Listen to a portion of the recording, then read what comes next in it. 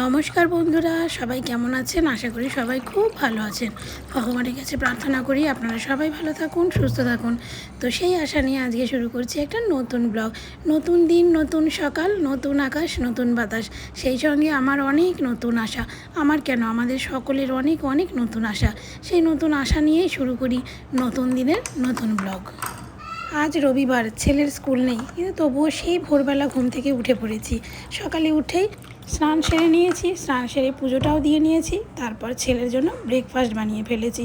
Breakfast বানানোর পরে নিজের ভীষণ খিদে পাচ্ছিল, কিন্তু ব্রেকফাস্টে যেটা বানিয়েছিলাম সেটা আর খেতে ইচ্ছে হলো না, ভীষণ গরম লাগছিল। তাই মনে হলো একটু ছাতুর শরবত খাই, তো পাতলা করে একদম ছাতুর শরবত বানিয়ে খেয়ে নিয়েছি। বন্ধুরা, আপনারা ছাতুর শরবত খেতে কে কে পছন্দ করেন? আমার মোটামুটি খারাপ লাগে না, একটু লবণ দিয়ে ছাতুর শরবত খেয়ে নিই, আর কিছু মেশাই না। আমি কিন্তু এর মধ্যে চিনি দেই না, কারণ চিনি শরীরের পক্ষে তো ভীষণ ক্ষতিকর। তো এবার দেখুন আমার ছোট্ট সোনাটা স্কুল ছুটি বলে কত মজা করছে।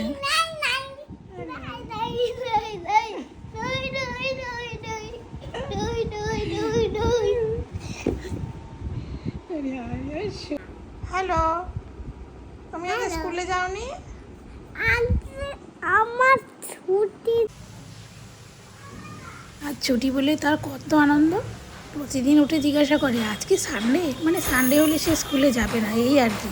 তো চলুন আজকে আমি যে রেসিপিগুলো বানাবো সেগুলো আপনাদের সাথে শেয়ার করি। কিছুই না, আজকে বানাবো মসুর ডালের বড়া, আর হচ্ছে পেঁয়াজ দিয়ে মসুর ডাল, ব্যাস এই হচ্ছে আমার রেসিপি। আর সঙ্গে একটু পাঁপড় ভেজেছিলাম। তা আজকে দুপুরে কিন্তু আমাদের এই ছিল খাবার। তো যাই হোক, মসুর ডাল আমি নিয়ে নিয়েছি। মসুর ডালটা নিয়ে ভালো করে ধুয়ে অনেকক্ষণ ভিজিয়ে রাখতে হবে। তাহলে মোটামুটি আধ ঘন্টা ভিজিয়ে রেখেছিলাম, তাতেই কিন্তু মিক্সিতে ভালোই পেস্ট হয়ে গিয়েছিল। তো যাই হোক, আর মসুর ডালের বড়া করার সময় একটা কথা বলে রাখি, বেশি পেস্ট কিন্তু করা চলে না, একটু সামান্য দানা দানা থাকলে সেটা বেশি ভালো হয়। তো দেখুন বন্ধুরা, আমি ডালটা বেশ ভালো করে ধুয়ে নিয়েছি। ধোয়ার পরে আমি খাবার জল দিয়ে কিন্তু ডালটাকে ভিজিয়ে রাখবো। আধ ঘন্টার মতো এটা ভেজানো থাকবে, ততক্ষণ আমি অন্য কাজগুলো সেরে নেব। তো বন্ধুরা, যদি আপনাদের ভিডিও ভালো লেগে থাকে তাহলে একটা লাইক করে দেবেন। আপনাদের একটা লাইক আমাকে ভিডিও বানাতে অনেক বেশি উৎসাহিত করবে। আর যদি আমার চ্যানেলের ভিডিওগুলো ভালো লাগে তাহলে চ্যানেলটা সাবস্ক্রাইব করে অবশ্যই পাশে থাকবেন। তো চলুন এবারে আমি রসুনগুলো আর পেঁয়াজগুলো ছাড়িয়ে নেব। রসুন ছাড়িয়ে নিয়ে ভালো করে, এই যে গোটা রসুনটা কিন্তু আমি দেইনি, গোটা রসুনটা ধুয়ে ফেলেছিলাম ঠিকই, কিন্তু অর্ধেকটা রসুন আমি ইউজ করেছি। আর এই যে আমি যে রসুন ছাড়াচ্ছি না, রসুন ছাড়াতে আমার না ভীষণ কষ্ট হয়। কেন বলুন তো? নখের মধ্যে রসুন এরম ছাড়াতে গিয়ে না নখের মধ্যে লেগে যাবে আর ভীষণ ব্যথা করবে, সেই জন্য আমার রসুন ছাড়াতে ভালো লাগে না। কিন্তু রেসিপি করার জন্য তো দরকার যখন হয় তখন তো করতেই লাগে, তাই না? তো যাই হোক, আমি পেঁয়াজগুলোকে কুচি করে কেটে নিয়েছি, আর একটু আদাও আমি কিন্তু ছাড়িয়ে নিচ্ছি। এটাকে আমি পরে গ্রেট করে নেব, গ্রেটার দিয়ে যে গ্রেট করে নিলাম। এরপরে আমি কিছু রসুন কুচি করে নেব, যেটা হচ্ছে আমি ডালে সম্বার দেওয়ার জন্য নেব। ডালে যে ফোড়ন দেবো না, সে ডালের মধ্যে পেঁয়াজ ফোড়ন আর রসুন ফোড়ন, এর আগের দিন আমি করেছিলাম শুধু পেঁয়াজ ফোড়ন দিয়ে, কিন্তু আজকে ইচ্ছে হলো একটু রসুনও ফোড়ন দিয়ে দেবো। সেই জন্য কটা রসুন আমি একটু টুকরো টুকরো করে নিলাম। এরপরে রসুনগুলোকে আমি গ্রেটারে গ্রেট করে নিলাম, কারণ আমি ডালের বড়ার মধ্যে পেঁয়াজ কুচি, রসুন গ্রেটারে গ্রেট করে নিয়েছি, আর আদাটাও ওইভাবে গ্রেট করে নিয়েছি। আর একটু কাঁচা লঙ্কা কুচিও আমি এর মধ্যে অ্যাড করে দেবো, কারণ একটু ঝাল ঝাল হলে খেতে বেশ ভালোই লাগবে। কিছুই তো হচ্ছে না আজকে, শুধু ডাল আর ডালের বড়া। তো বড়াটা যদি একটু ঝাল ঝাল না হয়, টেস্ট না হয়, তাহলে তো দুপুরের খাবারটা জমবেই না। সিম্পল খাবার হলেও একটু জমে যেতে হবে, তাই না? টেস্টি হতে হবে।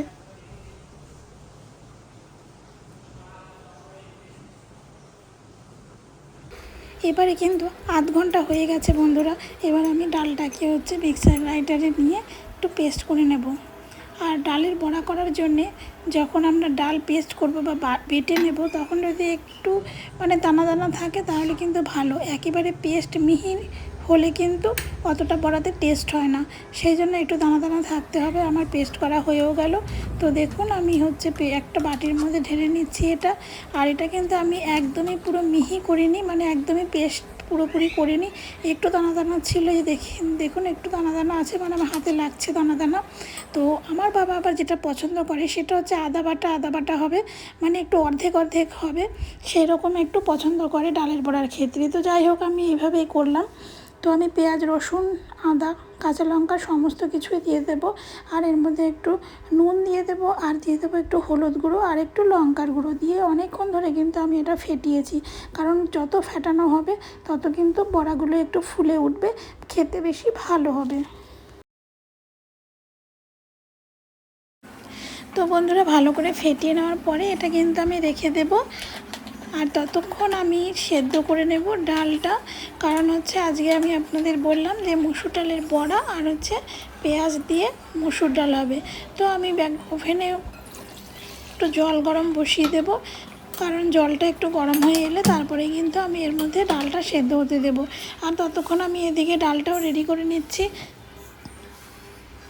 তো আমি মুসুর ডাল নিয়ে নিলাম, আমরা 3 জন খাবো সেই জন্যে মুসুর ডাল 3 মুঠো মতো নিলাম, একটু কমই নিলাম। মানে মুসুর ডালের একটা মাপ আছে জানেন তো, যতজন মানুষ ঘরে মেম্বার থাকবে ঠিক তত মুঠো যদি ডাল নেওয়া যায় তাহলে কিন্তু ডালটা পরিমাণ মতো হয়, মানে ডালটা আর থেকে যাওয়ার সম্ভাবনা থাকে না। তো বন্ধুরা, ডালটা আমি সেদ্ধ বসিয়ে দিয়েছি। এরপর আমি এর মধ্যে একটু লবণ অ্যাড করে দিলাম। সেদ্ধর সময় লবণ দিয়ে দিলে একটু তাড়াতাড়ি সেদ্ধ হয়ে যায়। এরপরে আমি এদিকে দেখুন আরেকটা ওভেনে আমার ভাতও হয়ে এসেছে প্রায়। তো এই ডালটা প্রায় সেদ্ধ হয়ে এসেছে। ডালটা ভীষণ ভালো, মানে খুব তাড়াতাড়ি সেদ্ধ হয়ে যায়। আমি অন্য কাজগুলো করছিলাম সেই সময় দেখলাম প্রায় সেদ্ধ হয়েই গেছে।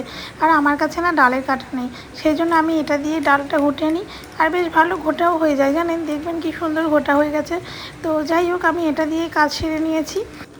আমি ভেবেছিলাম একটা ডালের কাঁটা কিনে নেব, কিন্তু যখন দেখলাম এটা দিয়ে ভালোই আমার ডাল ঘোটা হয়ে যাচ্ছে, তাহলে আর কেনার কি দরকার আছে বলুন তো? শুধু শুধু কিনে পয়সা নষ্ট করা, তাই না? তো ডাল কিন্তু আমার পুরোপুরি সেদ্ধ হয়ে গেছে বন্ধুরা। এবার আমি ডালটাকে নামিয়ে নিয়ে একটা কড়াইতে দিয়ে দিয়েছি সর্ষের তেল। তো আমার হয়ে গেছে ডালে ফোড়ন দেওয়া। আমি দুটো শুকনো লঙ্কাকে 2 টুকরো করে নিয়েছি, আর একটু রসুন কুচি দিয়ে নিয়েছি ডালের মধ্যে, ব্যাস। আর একটু দিয়েছি পেঁয়াজ কুচি। সুন্দর করে একটু নাড়াচাড়া করে ভীষণ সুন্দর গন্ধটা যখন বেরিয়ে এসছে একটু দিয়ে দিয়েছি হলুদ গুঁড়ো, ব্যাস। তারপরে নাড়াচাড়া করে কিন্তু আমি এর মধ্যে ডালটা দিয়ে দেবো। এইরকমভাবে ডালটা সোমবার দিলে কিন্তু খেতে ভীষণ ভালো লাগে, আমার তো ভীষণ ভালো লাগে।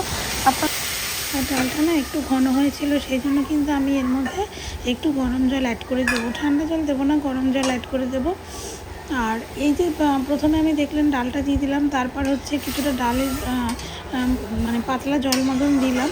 কারণ হচ্ছে আমি যখনই ডাল সম্বার দিই তখন কী করি বলুন তো, আগে জলটাকে অন্য কিছু একটা বাটির মধ্যে রেখে নিই, যে ঘন যে ডালটা থাকে সেটা দিয়ে হচ্ছে আমি সম্বারটা দিয়ে নিই, তারপরে জলটাকে দিয়ে দিই। আর এরপরে আমি কিছুটা গরম জল অ্যাড করব বলেছিলাম, তো সেই গরম জলটাও আমি অ্যাড করে দিলাম। তো দেখুন একদম ডালটা ভীষণ সুন্দর কনসিস্টেন্সিটা চলে এসেছে।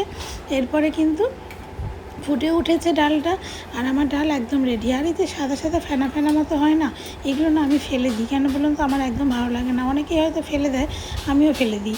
তো ফেলে একদম পরিষ্কার করে দিই, তারপর ফুটে উঠেছে, ব্যাস আমার ডালটা একদম রেডি। এরপরে কিন্তু আমি বড়াগুলোকে ভেজে নেব। আর আমি সঙ্গে কিছু পাঁপড়ও ভেজেছিলাম। তো দেখুন বড়াটা এবার আমি কীভাবে বানাই একটু আমরা দেখে নিই। তো বড়াগুলো ভাজার জন্য আমি দেখুন একটা লোহার কড়াই নিয়ে নিয়েছি। লোহার কড়াইয়ের মধ্যে তেল দিয়ে দিয়েছি, সাদা তেল। আর লোহার কড়াইতে রান্না করতে আমার খুবই ভালো লাগে, কিন্তু একটু কালো কালো হয়ে যায় খাবার, মানে তরকারিটা বা হচ্ছে যা কিছু আপনি বানাবেন একটু দেখতে কালো হয়, কিন্তু আমার লোহার কড়াইতে রান্না করতে বেশ ভালো লাগে, কিন্তু ভাজাভুজিগুলো কালো হয় না। তো যাই হোক, আমি প্রথমে একটুখানি দিয়ে দেখলাম যে গরম হয়েছে কিনা, তারপর আমি বড়াগুলোকে একে একে করে সমস্তটা দিয়ে দিলাম। ভীষণ ভালো হয়েছিল বড়াগুলো খেতে, একদম ডুবো তেলে ভেজেছি, বা ভীষণ কড়কড়া করেই ভেজেছিলাম বড়া। কারণ হচ্ছে ডাল দিয়ে খাবো দুপুরে লাঞ্চটা একটু জমিয়েই খেতে হবে, তাই না? তো যাই হোক, চলুন আমার বড়া কিন্তু এপিট ওপিট করে ভেজে যখন ব্রাউন কালার হয়ে যাবে তখনই কিন্তু আমি তুলে নেব। তো কারা কারা বন্ধুরা আপনারা মসুর ডালের বড়া খেতে পছন্দ করেন, কীরকমভাবে বড়া বানান আমাকে কমেন্টস করে জানাতে পারেন। ভিডিওটা পুরো দেখবেন, আর ভিডিওটা যদি ভালো লাগে একটা লাইক কমেন্টস অবশ্যই করবেন, আর সাবস্ক্রাইব করে পাশে থাকবেন। তো আমি বড়াগুলো এক পিঠ হয়ে গেছে, আরেক পিঠ করে উল্টে দিচ্ছি। দেখেছেন বড়াগুলো কত সুন্দর ফুলে ফুলে উঠছে। তো ডুবো তেলে এইভাবে বড়াগুলো ভাজলে কিন্তু ভীষণ সুন্দরভাবে ফুলে উঠবে। আর যদি আপনারা চান ডুবো তেলে ভাজবেন না, এমনি ভাজবেন হালকা করে, তাহলেও সেটাও ভাজতে পারেন, কিন্তু সেক্ষেত্রে একটু পাতলা পাতলা করে দিতে হবে।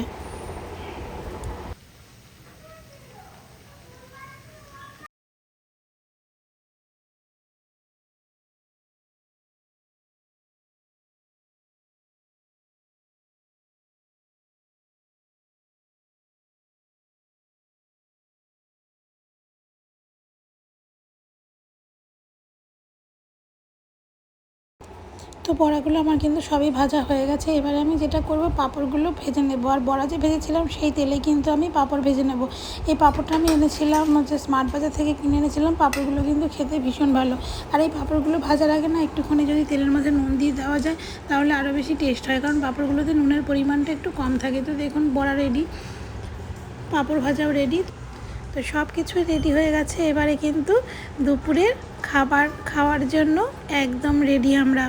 তো ভাতের সঙ্গে নিয়ে নিয়েছি একটু লেবু আর কাঁচা লঙ্কা আর এক বাটি ডাল, সঙ্গে মসুর ডালের বড়া আর হচ্ছে একটু পাঁপড় ভাজা। ভিডিওটা কেমন লাগলো? এই সাধারণ রান্নায় অসাধারণ হয়ে উঠেছে আমাদের আজকে দুপুরের লাঞ্চ। যদি ভিডিওটা ভালো লাগে লাইক কমেন্টস অবশ্যই করবেন, সাবস্ক্রাইব করবেন, পাশে থাকবেন। সবাই ভালো থাকুন, সুস্থ থাকুন। দেখা হবে অন্য কোনো দিন অন্য একটি ভিডিও নিয়ে। ততক্ষণের জন্যে টাটা।